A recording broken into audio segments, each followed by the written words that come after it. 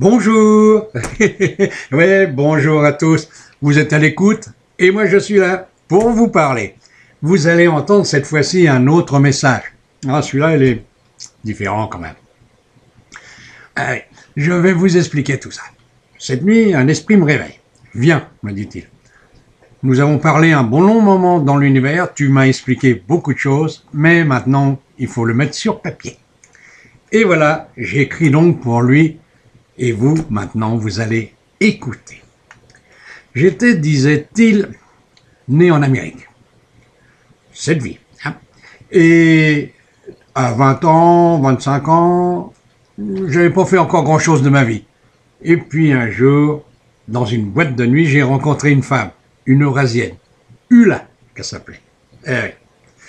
Et très vite, on s'est mariés. Ah oui, moi j'avais beaucoup d'argent, enfin pas mal, hein, je vivais bien, appartement, enfin tout, et un bon compte en banque, un coffre en plus, avec, disons, des dollars, des yens, des livres sterling, des francs, et pas mal de pièces d'or, des dollars et des demi-dollars. Bref, un coffre bien plein. Et tout allait bien. Alors on a mené la belle vie. Ah ouais. Ce qu'il y a, il y a une chose qui était quand même pas marrante. C'est que quand je rentrais dans la soirée, en revenant de mon travail, chez moi c'était le bordel. Excusez-moi l'expression, mais c'était vraiment le bordel. Dans la cuisine, je vous dis pas la vaisselle. En fait, Ula ne faisait la vaisselle que lorsque il n'y avait plus rien pour manger. Hein. Aucune assiette, tout était dans l'évier, empilé. Et la poussière partout sur les meubles, on avait cru que c'était depuis des années.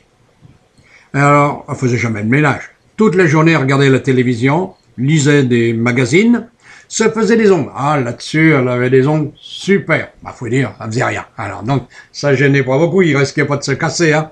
Alors, bref, alors c'était des scènes de plus en plus difficiles. Et puis, je m'étais aperçu que elle buvait aussi, sans doute, hein, parce que les bouteilles dans le bar diminuaient souvent, rapidement, ou je trouvais dans la poubelle des bouteilles vides. Alors, ici j'ai compris, elle n'était pas seule pour boire. Ah ouais, un copain était venu l'aider, et je pense qu'il ne faisait pas que boire, entre nous. Hein. Alors bref, ça a duré un certain temps jusqu'au jour, un beau jour, je lui ai dit, j'en ai marre, fous le camp. Et elle est partie. Elle se l'est pas fait dire 2 fois. J'étais même étonné d'ailleurs, mais j'étais bien content sur le moment, parce qu'après, ça me pesait quand même, parce que moi, la Ula, je l'aimais. Eh oui, sinon j'aurais jamais supporté ça pendant des années. Alors, bref, j'ai attaqué aussi le whisky, et de plus en plus. Et un jour, le PDG de ma société m'a dit, écoutez mon ami, vous signez là votre compte et vous partez. Je veux plus vous voir. Faut dire que je venais toujours entre 2 eaux. Enfin non, 2 whisky. Et je ne dessoulais plus. À la fin, ça devenait infernal. Il n'y avait plus de vaisselle non plus parce que moi je la faisais pas. Alors donc, puis je mangeais plus, j'avais plus faim, je faisais que de boire. Et ça a duré quand même un bon bout de temps. Jusqu'au moment où j'étais à la banque. Parce que le banquier m'avait appelé. Et là, grosse déception. Tous les chèques que j'avais faits étaient revenus impayés. Parce que ma femme, la Ula, elle avait tout vidé le coffre, tout vidé le compte. J'étais à sec de tout partout, elle avait tout pris. Il ne me restait plus rien. Et même l'appartement où je vivais, je l'avais mis à son nom à un moment donné. Alors, qu'est-ce qui me restait ?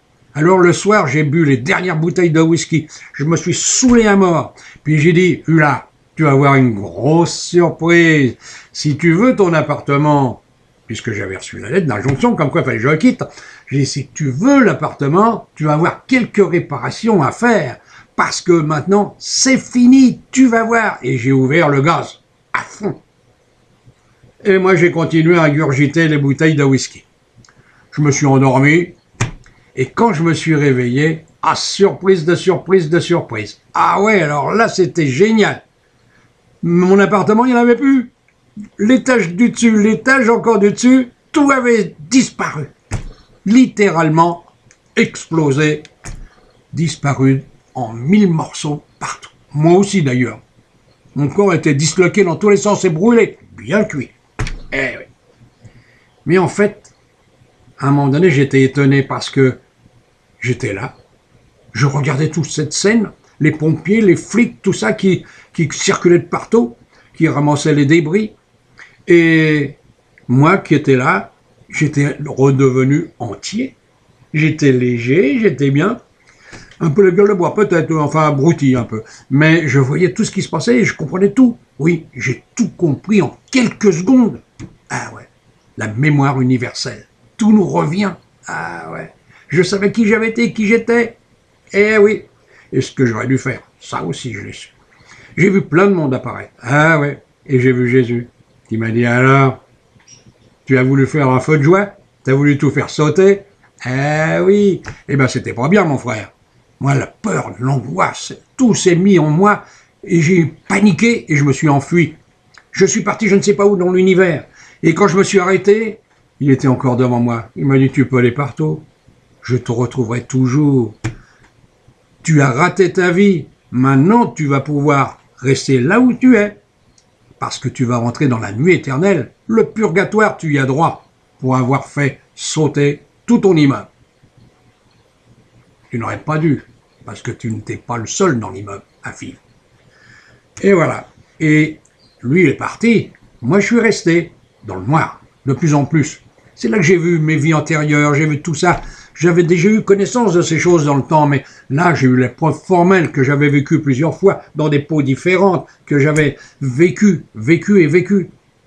J'ai vu des mères, et oui, plusieurs, oui, j'avais vécu plusieurs fois, donc plusieurs mères, plusieurs pères, des frères, des sœurs. J'avais tout ça, j'ai tout connu, tout vu, tout compris dans l'univers. Et puis un jour, j'en suis sorti. Là, je suis là. C'est pas vieux, il y a quelques temps seulement. Juste le temps de faire un petit tour, un regard dans l'univers, voir le paradis, et puis de revenir vers la terre parce que je t'avais vu là-bas, la nuit. Tu es venu me voir plusieurs fois. Comme je t'avais vu lorsque ma maison avait sauté. Tu étais là, à côté de Jésus. Je t'ai vu. Alors, j'ai demandé à mon guide, emmène-moi vers lui. Je vais lui écrire tout ça. Il veut me le faire, lui. Et puis, il me fera peut-être comprendre certaines choses. C'est vrai, nous avons donc parlé longtemps, une grande partie de la nuit.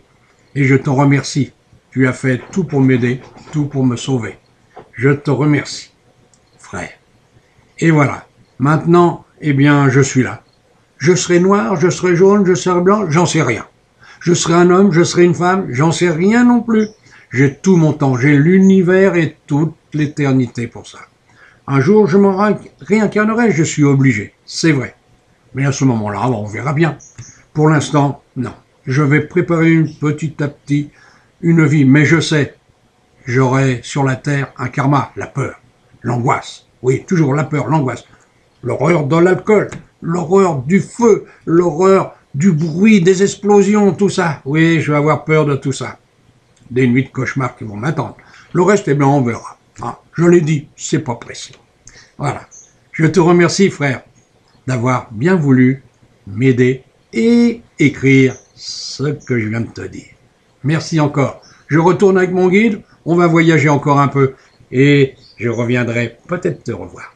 Allez, au revoir. Merci à vous tous, vous qui allez écouter ce que cet homme va vous dire. Au revoir. Merci. Priez pour moi. Une bonne prière, ça fait toujours du bien. Merci. Eh bien voilà. Eh oui, lui, il a fait un feu d'artifice. Hein. C'était le 14 juillet pour lui. C'est vrai qu'en fait, c'était le 4 juillet. Et chez eux, c'est la fête. Hein. C'était le 14 juillet chez nous en 89. Voilà, donc, eh bien, mes amis, je vous laisse. Moi aussi, il est parti. Moi aussi, je vous dis au revoir. À bientôt. Merci d'avoir écouté. Au revoir.